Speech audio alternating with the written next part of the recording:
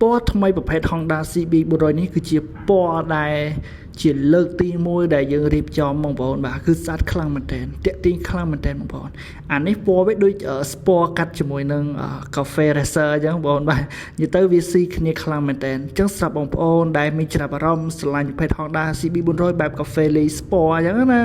បាទ Lay Sport ហ្នឹងគឺពណ៌ទេបងប្អូនបាទតែរូបរាងគឺ Cafe Racer បងប្អូនបាទនេះគឺជាសកម្មភាពខ្លះៗដែលយើងបានទៅថតបងប្អូនបាទនៅ Farm Cafe បងប្អូនបាទហើយការរៀបចំខ្លួនរបស់យើងគឺឲ្យស៊ីជាមួយនឹងបរិយាបទឲ្យស៊ីជាមួយនឹងបរិយាកាសនៅទីនោះផ្ទាល់តែម្ដងដូចបងប្អូនបានឃើញស្រាប់ហើយបាទគាត់តុបតែងបាទដូចគាត់ទៅជិះសេះអញ្ចឹងបងប្អូនបាទដោយសារតែយើងរៀបចំឲ្យត្រូវជាមួយនឹងបរិយាកាសនៅកន្លែងហ្នឹងអញ្ចឹងបងប្អូនបាទបងប្អូនឃើញហាងកាហ្វេរបស់គា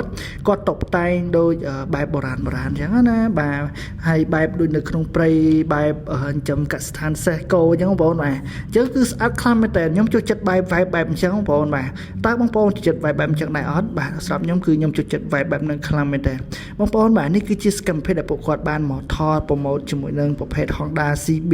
400ដែលយើងទៅតែតឡើងឲ្យថ្មីបងប្អូនបាទគឺតាក់ទាញខ្លាំងមែនតើហើយសម្រាប់ម៉ូដែលមួយនេះគឺយើងដំឡើងដោយជាងជំនាញនៃហាត់ម៉ូតូ PP Rider ផ្ទាល់តែម្ដងបងប្អូនចំពោះការធានាក៏យើងមានដូចគ្នាបងប្អូនបាទគឺយើងមានការធានារហូតដល់2ឆ្នាំជូនបងប្អូនតែម្ដងបាទនេះគឺជាសកម្មភាពខ្លះបងប្អូនអាចទស្សនា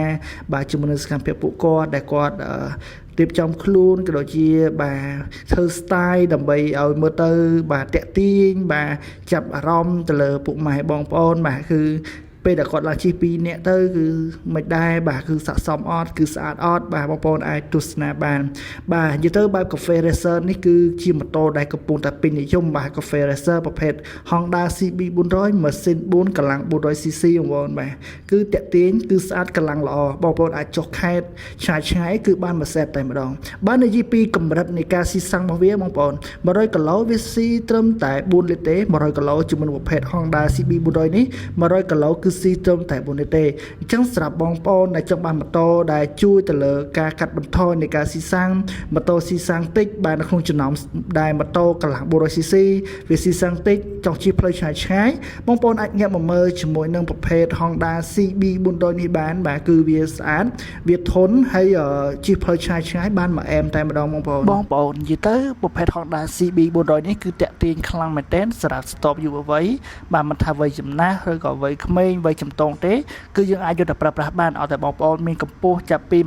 1.48 ឡើងគីឡូបាទគឺអត់ប្រកាន់ទេឲ្យតែបងប្អូនអាចលើករួចទៅគីឡូ45នេះគឺអាចជិះបានហើយជាមួយនឹងប្រភេទ Honda CB 400នេះបងប្អូនបាទនេះបាទបងប្អូនអាចមើលពួកគាត់បានបាទពួកគាត់បាទកម្ពស់គាត់គឺ1.48 ឡើងបាទពួកគាត់បាទ1.48 ឡើងគឺគាត់អាចជិះប្រភេទ Honda CB 400នេះបានបងប្អូនបាទអញ្ចឹងបងប្អូនមានកម្ពស់ប្រហែលដែរបងប្អូនមានគីឡូប្រហែលដែរបងប្អូនបាទអញ្ចឹងបងប្អូនអាច comment នៅក្នុង YouTube ខ្ញុំផ្ទាល់ក៏បានដែរបងប្អូនបាទឬក៏ TikTok ខ្ញុំផ្ទាល់ក៏បានដែរបាទនេះគឺជា style ដែលពួកគាត់ថតបាទខ្ញុំលួចថតសកម្មភាពពួកគាត់បានមួយចំនួនខ្លះចែកជូនដល់ពុកម៉ែបងប្អូនទស្សនាអញ្ចឹងបងប្អូនកុំភ្លេចជួយ subscribe មួយផងបងប្អូនបាទដើម្បីយើងធ្វើនៅវីដេអូថ្មីចែកជូនបាទបងប្អូនទាំងអស់គ្នាយើងមិនមែនមានតែមួយពណ៌បងប្អូនបាទប្រភេទ Honda CB 400នេះគឺយើងមានរហូតដល់5-6ពណ៌បងប្អូនមកជាពណ៌សពណ៌ខ្មៅពណ៌ដៅម៉េះបាទពណ៌ខៀវបាទពណ៌17 Pro Max ពណ៌ក្រហមគឺយើងមានច្រើនពណ៌តែម្ដងនៅក្នុង stock បងប្អូនអាចមក check មកសាកអាចមកតេស្តបាននៅហាងលក់ម៉ូតូ PP Rider បងប្អូនបាទគឺយើងមានច្រើនពណ៌ហើយយើងមានសកម្មភាពជាច្រើនបាទដែលខ្ញុំថតចែកជូនដល់ពុកម៉ែបងប្អូនទស្សនាអញ្ចឹងបងប្អូនកុំភ្លេចជួយ subscribe ជួយ share ម្នាក់មួយផងបងប្អូនបាទដើម្បីយើងកាន់តែមានកម្លាំងចិត្តបាទដើម្បីក្នុងការថតចែកជូនបងប្អូនទស្សនាបាទប្រភេទ Honda CB 400នេះបញ្ជាក់ទៀតបាទកម្លាំងវាគឺ 400cc ប្រភេទម៉ូតូស៊ីឡាំង4ហើយនេះសកម្មភាពប្រកែករបស់ខ្ញុំបាទគាត់ថតជាមួយនឹងបាទ Kawasaki បាទសិត250បងបាទនេះជាសកម្មភាពបាទដែលយើងថតបាទយើងមកជាមួយនឹងធីមក្រុមការងារយើងមិនមែនមានម្នាក់ពីរនាក់បងប្អូនបាទគឺយើងមក6 7នាក់សឹងតែកន្លះហាងអីបងប្អូនបាទក្នុងការមកថតបាទផ្ដិតយករូបភាពផ្ដិតយកវីដេអូបាទចែកជូនទៅពុកម៉ែបងប្អូនទស្សនាបងប្អូនបាទគឺយើងតែងតែថតបាទនៅ វីដេអូរូបភាពបាទចែកជូនបងប្អូនឲ្យបានទស្សនាទាំងអស់គ្នាដើម្បីទទួលបាននៅបទពិសោធន៍ថ្មីទទួលបាននៅអារម្មណ៍ថ្មីចែកជូនបងប្អូនទស្សនាអ្វីដែលថ្មីបងប្អូនបាទអញ្ចឹងទៅពួកយើងអត់ចេះហត់ទេបងប្អូនបាទសំខាន់ឲ្យតែមានបងប្អូនបាទជួយលើកទឹកចិត្តជួយ Subscribe ជួយ Share អត់ខ្វះទេបងប្អូនវីដេអូថតចែកជូនបងប្អូនទស្សនាតែម្ដងនៅចាំអីទៀតបងប្អូនបាទជួយ Subscribe ម្នាក់មួយទៅបងប្អូនដើម្បីយើងទទួលបាននៅវីដេអូថ្មីចែកជូនដល់ពុកម៉ែបងប្អូននិយាយទៅក្នុងមួយសប្តា